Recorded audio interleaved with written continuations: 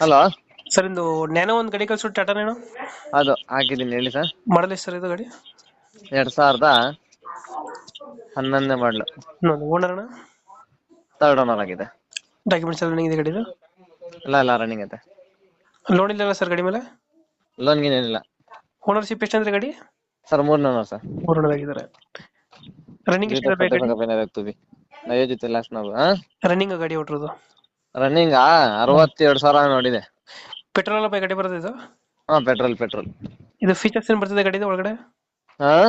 Interior features ಗಾಡಿದು? AC ಹ್ಮ್. Central lock. AC central ಲಾಕು.